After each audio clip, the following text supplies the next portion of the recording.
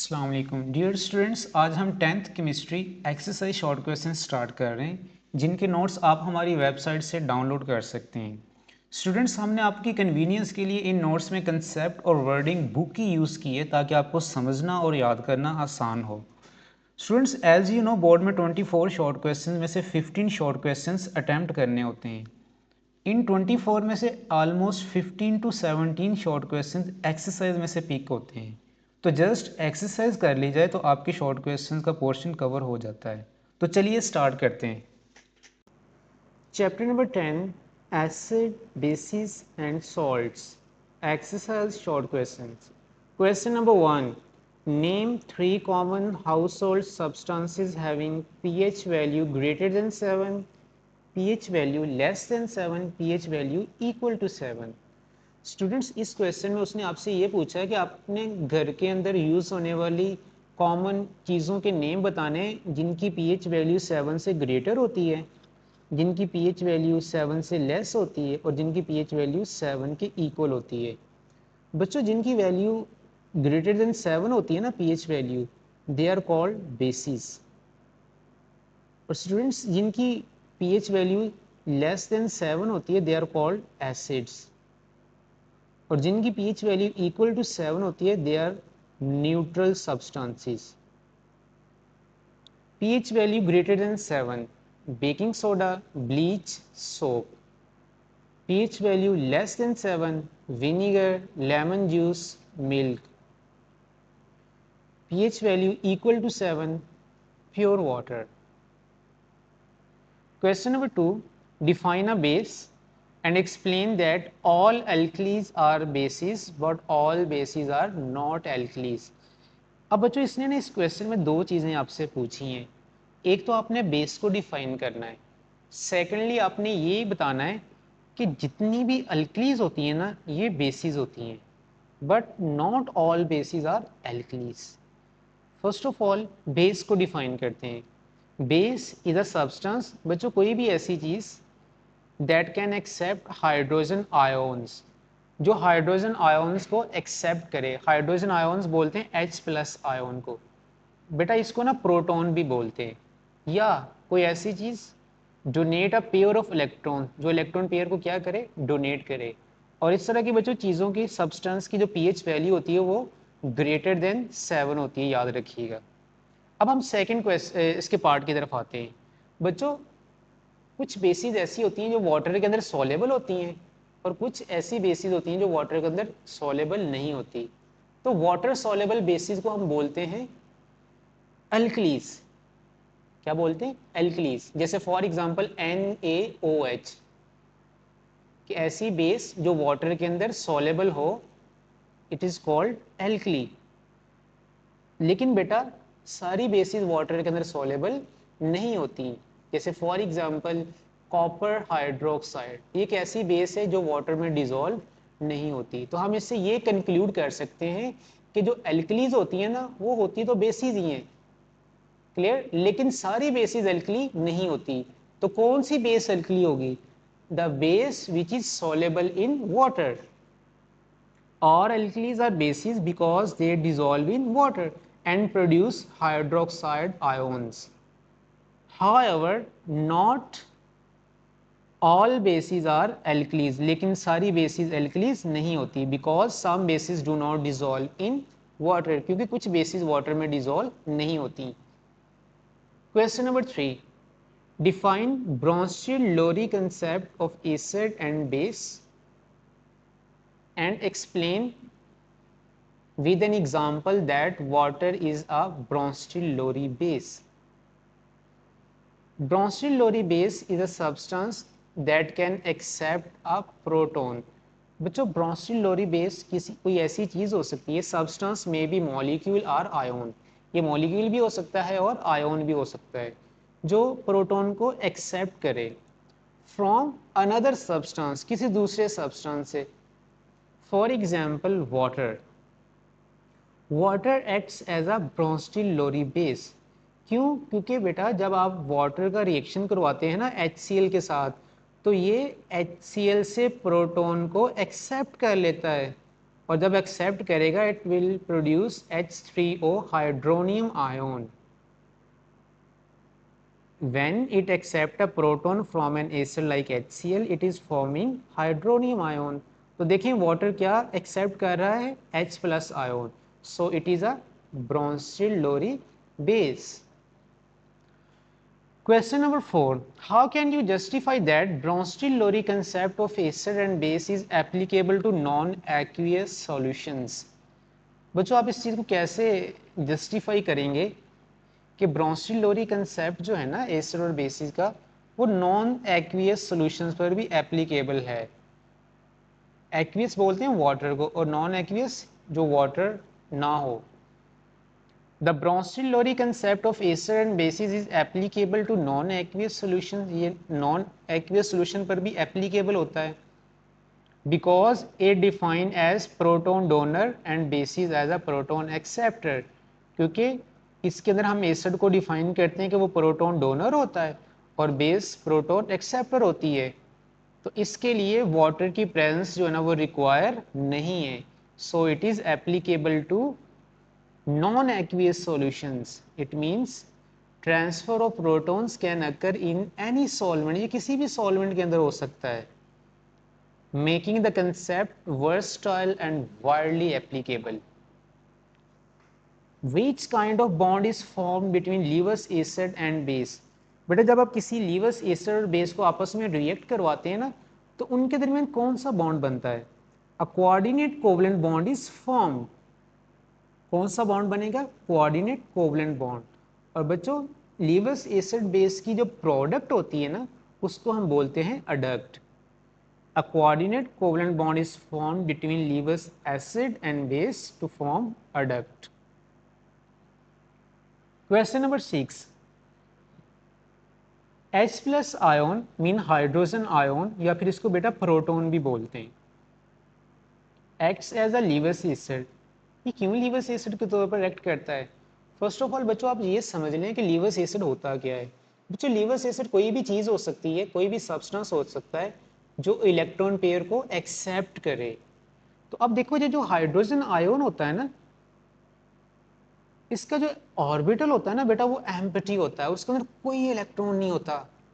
So that's why it can accommodate, it can accept a pair of electron। तो ये अपना duplet complete करने के लिए क्या करेगा? इलेक्ट्रॉन पेयर को एक्सेप्ट करेगा। That's why it behave as a Lewis acid. For example when hydrogen is approaches to a molecule having lone pair like ammonia. Ammonia के अंदर बेटा आपको पता है नाइट्रोजन के ऊपर एक लोन पेयर होता है, तो जब ये इस मॉलिक्यूल को अप्रोच करेगा तो नाइट्रोजन जो है ना वो अपना लोन पेयर इसको डोनेट कर देगा और इनके दरमियान कोऑर्डिनेट कोवलेंट बॉन्ड बनेगा, और इसके बाद जो प्रोडक्ट बनेगी उस प्रोडक्ट को हम क्या नाम देंगे? अडक्ट का नाम दे देंगे। Name to acids use in the manufacture of fertiliser. Manufacturing का मीनिंग होता है बनाना, फॉर्मेशन। आपने कोई से 2 एसिड्स के नेम बताने जो कि फर्टिलाइजर बनाने में यूज होते हैं। नंबर 1 सल्फ्यूरिक एसिड H2SO4, जिसको बेटा किंग ऑफ केमिकल्स भी बोलते हैं। Second nitric acid HNO3। ये दोनों एसिड्स फर्टिलाइजर्स की मैन्युफैक्चरिंग में यूज होते हैं।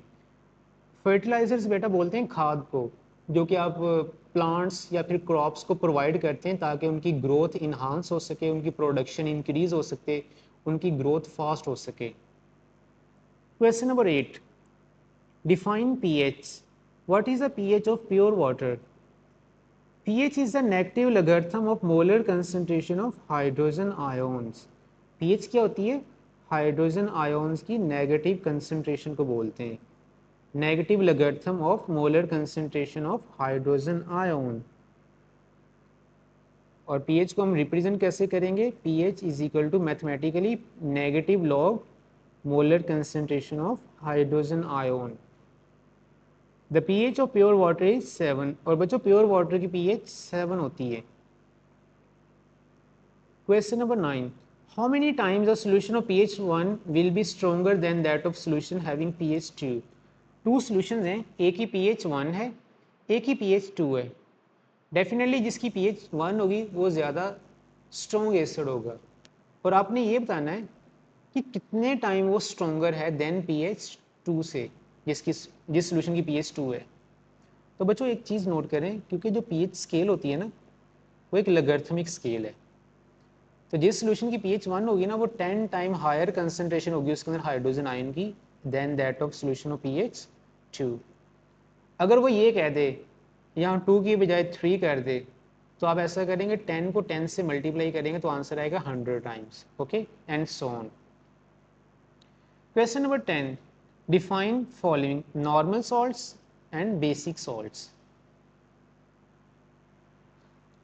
Normal salts, a salt formed by the total replacement of ionizable hydrogen ion of an acid by a positive metal ion or ammonium ion is called normal or neutral salts। बेटा ये जो normal salts होते हैं ना, सबसे पहले देखिए salt जो है ना ये कैसे बनते हैं। जब भी कोई एसिड किसी बेस के साथ रिएक्ट करेगा ना तो बेटा सॉल्ट और वाटर बनेगा। इस रिएक्शन को हम बोलते हैं न्यूट्रलाइजेशन रिएक्शन। अब होता क्या है कि जो एसिड होता है ना, एसिड के अंदर होता है बेटा हाइड्रोजन आयन। उस हाइड्रोजन आयन को रिप्लेस कर देती है मेटल के अंदर एक मेटेलिक आयन होता है, वो उसको क्या करती है बोला, रिप्लेस करती है।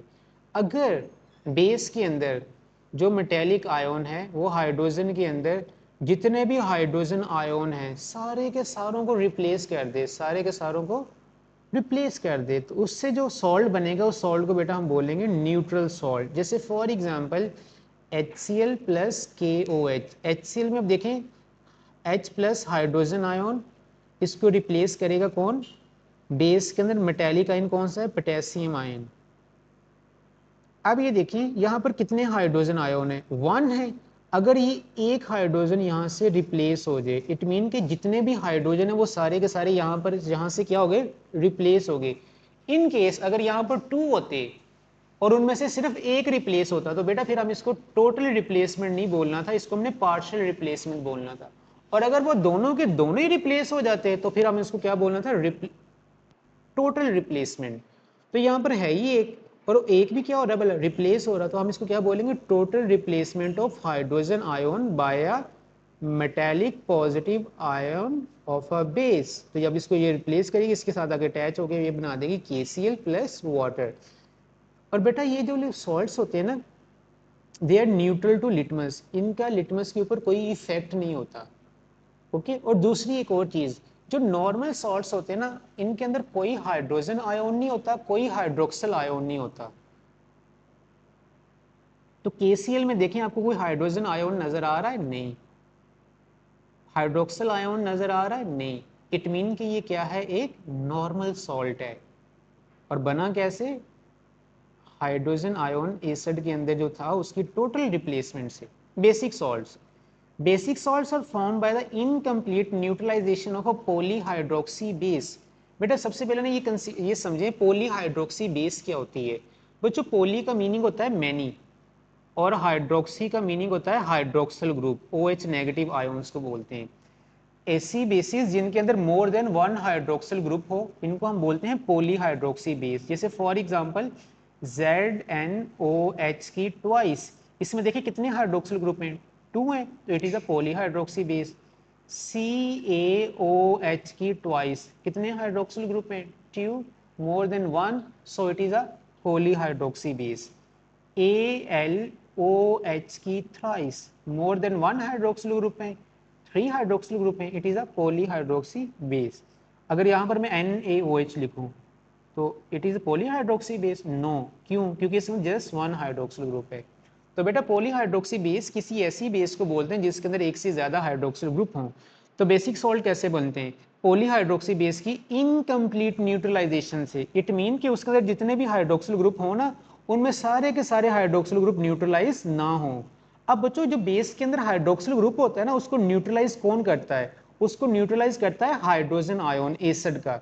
तो अब देखिए ZnOH, ये हमने एक पॉलीहाइड्रोक्सी बेस लिखी। अब हम इसका रिएक्शन करवा रहे हैं HNO3 के साथ।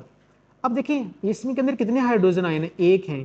तो ये बेटा यहाँ से सिर्फ एक OH को न्यूट्रलाइज कर सकता है। तो ये एक OH और ये एक H मिलके क्या बना देंगे, वाटर बना देंगे। बाकी क्या रह गया, ZnCl यहाँ से एक OH निकला था, बाकी अभी एक OH है, ZnOH, और साथ में ये NO3 मिलके क्या बना देगा, ZnZOH एंड NO3। अब बेटा ये वाले जो सॉल्ट बना है, इस सॉल्ट को हम बोलेंगे बेसिक सॉल्ट। और बेसिक सॉल्ट की एक निशानी होती है, इसके अंदर हाइड्रोक्सिल ग्रुप होता है। अगर आप ये नोट्स पीडीएफ में डाउनलोड करना चाहते हैं तो हमारी website last hope study visit करें। वहाँ तमाम क्लासेस के मुकम्मल नोट्स और इसके अलावा other study material like past papers, guess papers, online test available हैं। आप अपने मतलूबा सब्जेक्ट्स के नोट्स इजीली इस वेबसाइट से फ्री में डाउनलोड कर सकते हैं। हमारे चैनल लास्ट होप स्टडी को लाइक करें, दोस्तों के साथ शेयर करें और सब्सक्राइब करना ना भूलें, ताकि हर नई आने वाली वीडियो का नोटिफिकेशन आपको मिल सके। और हाँ, हमारे फेसबुक और इंस्टाग्राम के पेज को भी लाइक करें। Thanks for watching. Na2SO4 is a neutral salt while NaHSO4 is a acidic salt। Justify करें कि ये एक न्यूट्रल सॉल्ट है और ये एक एसिडिक सॉल्ट है। वही आपको ऑलरेडी मैंने बताया, न्यूट्रल सॉल्ट के अंदर कोई हाइड्रोजन, कोई हाइड्रोक्सिल आयोन नहीं होगा। एसिडिक सॉल्ट के अंदर बेटा हाइड्रोजन आयोन होगा और बेसिक सॉल्ट के अंदर हाइड्रोक्सिल आयोन होगा। इसमें देखें आपको कोई हाइड्रोक्सिल आयन नजर आ रहा है? नो। कोई हाइड्रोजन नजर आ रहा है? नहीं। सो it is a neutral salt. इसके अंदर आपको क्या नजर आ रहा है? Hydrogen ion. So it is a acidic salt. बाकी आप इनकी दोनों की डेफिनेशन लिखते हैं, एसिडिक और बेसिक सॉल्ट की। Na2SO4 is a neutral salt because it is formed by the complete replacement of hydrogen ion from metallic ion. और NaHSO4 is an acidic salt because it has one proton ion itself. Give a few properties of salts। आपने salt की कुछ properties बतानी है। Number 1, salts are ionic compound. Salt किस तरह के compounds होते हैं? Ionic compounds. मीन इनके अंदर आयोनिक बॉन्ड बनता है। ऐसे कंपाउंड जो कि आयोनिक बॉन्ड के रिजल्ट में बने, ऐसे कंपाउंड्स को बोलते हैं आयोनिक कंपाउंड्स। और ये किस फॉर्म में पाए जाते हैं? क्रिस्टलाइन फॉर्म में। They have high melting and boiling points. इनके मेल्टिंग और बॉइलिंग पॉइंट्स हाई होते हैं। Salts are neutral compound. बेटा ये न्यूट्रल कंपाउंड होते हैं, इनके ऊपर कोई चार्ज नहीं होता। How are the soluble salts recovered from water. Soluble salts को हम पानी से कैसे रिकवर्ड करते हैं? बच्चों नाम से पता चल रहा है सॉलेबल सॉल्ट, ऐसे सॉल्ट जो वाटर के अंदर सॉलेबल हों। तो ये ऑफ्टन आमतौर पर प्रिपेयर होते हैं किसके अंदर? बोला वाटर के अंदर। तो इनको वाटर से हम कैसे रिकवर करेंगे? बाय द इवेपोरेशन और क्रिस्टलाइजेशन। आप उस सॉल्ट को हीट करें, उसमें जितना भी वाटर है वो सारे का सारा इवेपोरेट हो जाएगा, then you will get a salt. अब उसमें से क्या मिल जाएगा आपको? सॉल्ट रिकवर हो जाएगा। Question number 14, how are the insoluble salts prepared. Insoluble salts कैसे बनते हैं? बेटा याद रखना, इनसॉल्युबल सॉल्ट्स की प्रिपरेशन के लिए हमें चाहिए होते हैं 2 सॉल्युबल सॉल्ट्स। आपने 2 सॉल्युबल सॉल्ट्स लेने, उन दोनों सॉल्युबल सॉल्ट्स को आपने कर देना है मिक्स सॉल्यूशन फॉर्म। जब आप मिक्स करेंगे ना, तो उनकी मिक्सिंग से ना हमारे पास 2 न्यू सॉल्ट्स बनेंगे। और उनमें एक सॉल्ट जो है ना वो सॉलेबल होगा और एक सॉल्ट जो है ना वो इनसॉलेबल होगा। और जो इनसॉलेबल सॉल्ट होगा वो प्रेसिपिटेट्स की फॉर्म में नीचे सेटल डाउन हो जाएगा। प्रेसिपिटेट बेटा बोलते हैं formation of solid particle in a solution, की किसी भी सॉल्यूशन में सॉलिड पार्टिकल की फॉर्मेशन हो जाना। क्योंकि वो डिजोल्व नहीं होंगे तो वो सॉलिड फॉर्म में नीचे सेटल डाउन हो जाएंगे। इधर देखें AgNO3, बेटा ये एक सॉलेबल सॉल्ट है, आपने इसका एक्वस सोल्यूशन बना लेना है। NaCl ये भी एक सॉलेबल सॉल्ट, इसका भी आपने एक्वस सोल्यूशन बनाना है। दोनों के जब एक्वस सोल्यूशन बनाएंगे, बनाने के बाद आपने इन दोनों को करना है मिक्स। जब मिक्स करेंगे तो बेटा इनके जो रेडिकल्स होंगे ना, ये एक दूसरे के साथ एक्सचेंज हो जाएंगे। मतलब पॉजिटिव नेगेटिव के साथ मिल जाएगा और ये वाला जो नेगेटिव है ये इस पॉजिटिव के साथ मिल जाएगा। तो हमारे पास क्या बनेगा? AgCl और NaNO3। हमारे पास 2 न्यू सॉल्ट्स बन गए। इन 2 न्यू सॉल्ट्स में एक सॉल्ट जो है ना वो इनसॉलेबल है। कौन सा? AgCl। ये नीचे सॉलिड फॉर्म में नीचे सेटल डाउन हो जाएगा। Why are the salts are neutral? Explain with an example। अभी बेटा हमने ऊपर ना सॉल्ट्स की एक प्रॉपर्टी पढ़ी थी, salts are neutral compound, mean इनके ऊपर कोई चार्ज नहीं होता। आपने इसको एक्सप्लेन करना कि ये न्यूट्रल क्यों होते हैं। बच्चों उसकी रीज़न ये है कि जो सॉल्ट्स होते हैं ना, उनके अंदर इक्वल अमाउंट के अंदर पॉजिटिव एंड नेगेटिव आयोन्स होते हैं। अब देखें, एक पॉजिटिव आयन है और एक नेगेटिव आयन है, तो नेट चार्ज क्या होगा, 0। दूसरी रीज़न, अगर ये पॉजिटिव और नेगेटिव आयोन्स इक्वल ना भी हों, जैसे for example in case of MgCl2, इसमें एक पॉजिटिव आयन है और एक नेगेटिव आयन है। अगर ये पॉजिटिव और नेगेटिव आयन्स इक्वल ना भी हों, बट इनके ऊपर जो चार्जेस हैं बेटा वो इक्वल होते हैं। जैसे इधर देखें मैग्नीशियम, मैग्नीशियम की वैलेंसी होती है +2, क्लोरीन की वैलेंसी होती है -1, और क्लोरीन टोटल कितने, 2 हैं। तो अब देखें इनके ऊपर नेट चार्ज क्या है, +2, और ये 2 इस -1 से मल्टीप्लाई होगा तो आंसर क्या आएगा, -2। तो ये +2 -2 से कैंसिल होगा तो नेट चार्ज क्या होगा, 0। Clear. Salts are neutral compound. Salt किस तरह के कंपाउंड्स होते हैं, न्यूट्रल। अगर sir they do not have equal number of positive and negative ions, अगर इनके पास पॉजिटिव और नेगेटिव आयन्स इक्वल ना भी हों, but they have equal number of positive and negative charges, लेकिन उनके ऊपर जो पॉजिटिव और नेगेटिव चार्जेस हैं वो इक्वल होते हैं। जैसे फॉर एग्जांपल NaCl और MgCl2। Question number 16, name N acid use in the preservation of food. आपने बेटा कुछ एसिड के नाम बताने जिनको हम फूड को महफूज रखने के लिए यूज करते हैं, प्रिजर्व करने के लिए इस्तेमाल करते हैं। Number 1 benzoic acid, number 2 acetic acid. ये एसिड के यूजेस में भी लिखा हुआ है, इसको याद रखिएगा, please keep it in your mind. Question number 17, name the acid present in. बच्चों उसने ना कुछ सब्सटेंस दिए और वो कह रहा है कि आपने ये बताना है कि इनके अंदर कौन सा एसिड पाया जाता है। विनीगर, विनीगर सिरके को बेटा बोलते हैं, जो घरों के अंदर आप कॉमनली यूज करते हैं, और उसके अंदर पाया जाता है acetic acid. Ant sting, formic acid. Citrus fruits में सिट्रिक एसिड पाया जाता है। ये जितने भी ऐसे फ्रूट्स जिनका टेस्ट सावर होता है, मीन खट्टा होता है, उनको सिट्रस फ्रूट बोलते हैं, जैसे ऑरेंज है, लेमन है। सावर मिल्क, लैक्टिक एसिड। एक और चीज़ याद रखनी है बच्चे, ये ना टेबल है, आपकी बुक में दिया हुआ है, natural occurring acid and their sources. ये बोर्ड के पेपर में ना शॉर्ट क्वेश्चन भी आता है। Name any four organic acid, इनको बेटा ऑर्गेनिक एसिड भी बोलते हैं, विद देयर सोर्सेज, और उनके सोर्सेज, तो आप लोगों को ये याद कर लीजिएगा। Question number 18, how can you justify that PbOH NO3 is a basic salt. आप इसको कैसे जस्टिफाई करेंगे कि ये एक बेसिक सॉल्ट है। आप इसकी ना सिंपल डेफिनेशन लिखेंगे और उसके बाद फिर ये बताएंगे इसके अंदर हाइड्रोक्सिल ग्रुप है। Basic salt are formed by the incomplete neutralization of a polyhydroxy base by an acid. They are called basic salts. और क्योंकि बच्चों इसके अंदर क्या आपको नजर आ रहा है, एक हाइड्रोक्साइड आयन है, so it is a basic salt. You are in a need of an acidic salt. आपको एसिडिक सॉल्ट चाहिए, आप उसको कैसे बनाएंगे। These salts are formed by the partial replacement of a replaceable hydrogen ion of an acid by a positive metal ion. कि ये वाले जो सॉल्ट है ना बेटा, ये बनते हैं कैसे, किसी भी एसिड के अंदर हाइड्रोजन आयन की पार्शियल रिप्लेसमेंट से। पार्शियल रिप्लेसमेंट का मीनिंग ये है कि एसिड के अंदर जितने भी हाइड्रोजन है वो सारे के सारे रिप्लेस ना हो। जैसे इन केस ऑफ H2SO4, इसमें देखें टोटल 2 हाइड्रोजन आयन है, और KOH, इसको कौन, हाइड्रोजन आयन को कौन रिप्लेस करेगा, बेस के अंदर जो मेटल होती है। अब पोटेशियम इसकी वैलेंसी होती है 1+1, तो ये बेटा सिर्फ यहाँ से एक हाइड्रोजन को रिप्लेस कर पाएगी। इसका मतलब ये टोटल रिप्लेसमेंट नहीं हो रही, सारे के सारे हाइड्रोजन रिप्लेस नहीं हो रहे, जस्ट 1 हो रहा। तो इस रिप्लेसमेंट को हम क्या बोलेंगे, पार्शियल रिप्लेसमेंट। तो एक हाइड्रोजन यहाँ से निकल जाएगा और वो इस OH के साथ मिलकर वाटर बना देगा, बाकी ये देखें K इसके साथ अटैच होकर KHSO4 बना देगा। तो हमारे पास क्या बन गया, एसिडिक सॉल्ट बन गया। और एसिडिक सॉल्ट के अंदर आपको क्या नजर आ रहा है, एक हाइड्रोजन आयोन है। Question number 20, which salt is use to prepare plaster of Paris. कौन सा सॉल्ट बच्चों प्लास्टर ऑफ पेरिस को बनाने के लिए यूज होता है। बच्चों आपने कभी नोट किया, जब किसी की लेग या फिर आर्म बाजू वगैरह ब्रेक हो जाता है, टूट जाता है, उसके ऊपर एक वाइट कलर का, जिसको आप लोग कॉमनली प्लास्टर बोलते हैं, वो लगाते हैं।